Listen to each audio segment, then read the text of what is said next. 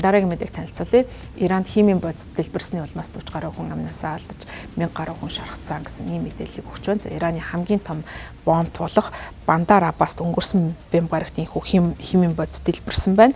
За энэ одоо үйл явдалтай холбогдуулан Ираны хувьд бол шалгалтыг хийж байгаа юм байна. За дэлбэрэлтийн шалтгаан бол одоогоор нарийн тодорхой биш байна. За тухайн одоо дэлбэрэлт болсон өдөр Иран улс Америкийн нэгдсэн улстай цөмийн асуудлаар 3 дахь шатны яриа хэлцээрийг Оман улсад эхлүүлж байсан. За энэ үед бол олон хүн амиа алдсан энэхүү дэлбэрэлт болсон байна. За хэргийн газарт хаалттай камерын бичлэгт орон нутгийн цагаар 12 цаг 5 минут орчимд бомбын нутаг зэвсгэрт хэд хэдэн чингэлгийн ойролцоо бол гал гарсан байна. За дараа нь тухайн гал нь бол томорч ойролцоогоор 90 секундын дараа томоохон дэлбэрэлт болсон гэдгийг Ираны Тассим нэртэй одоо агентлагийн мэдээллийг иш татаж Хоромзан мужийн амбан захирагч Мохаммед Сүнзи хэлсэн байна. Энэхүү одоо олон хүн амиа алдсан дэлбэрэлтийн дараа тус мужид 3 өдрийн туршид гашуудал зарласан байна. За гамшигаас хамгаалах үндэсний байгууллагын хэвлэлийн төлөөлөгч Хосейн Сафари нэм гарагт албан ёсны одоо агентлаг болох Фарс агентлагт хэлэхдээ бомбын шингэлэгт байсан химийн бодисууд дэлбэрсэн байж магадгүй гэж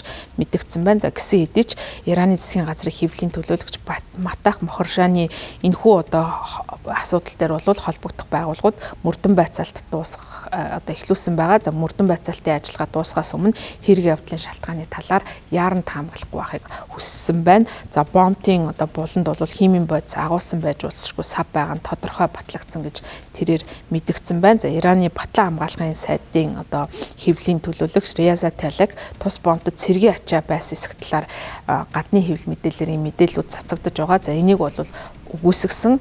За энэ бол цуурхал, за мөрдөн байцаалтын ажиллагаа болон одоо байгаа нотлох баримтанд тулгуурлан үзэхэд дэлбэрэлт болсон бүс нутагт шатгуун болон цэргийн зориулттай ямар ч одоо экспортын болон импортын ачаа байгаагүй гэж мэдэгдсэн байна. За энэ үйл явдалтай холбогдуулан Ираны ерөнхийлөгч Масуд Пежешкян өнгөрсөн бям гарагт дотоод хэргийн сайд Александр Моминик шаардлагатай зохицуултыг хийх, за мөн шархацсан хүмүүсийг асуудлыг шийдвэрлэх зорилгоор тухайн мужид руу ажиллагаар явуулсан байна. Бям гарагт ерөнхийлөгч дотоод хэргийн сайдад хандан шархацсан хүмүүст эмнэлгийн тусламж үзүүлэх эзэгтэй нөхцөл байдлыг хяналтанд оруулахын тулд яаралтай арга хэмжээ авахыг даалгасан гэдгийг албаны цахим хуудсанд мэдэгдсэн байна. За Ираны ИРНА агентлагт мэдэгдсэнээр нэм гаргийн өглөө бомбд гарсан төмрийн одоо 80%-ийг бол дарж чадсан ч гэсэн дахин дүрлцэж ойролцоох бусад чингэлэг рүү дарахсан. За үүн дээр бол гал хамгаалахын унтраахаар ажиллаж байна гэсэн мэдээллийг өгсөн байна. Гэсэн хэдий ч бомбын үйл ажиллагааг бол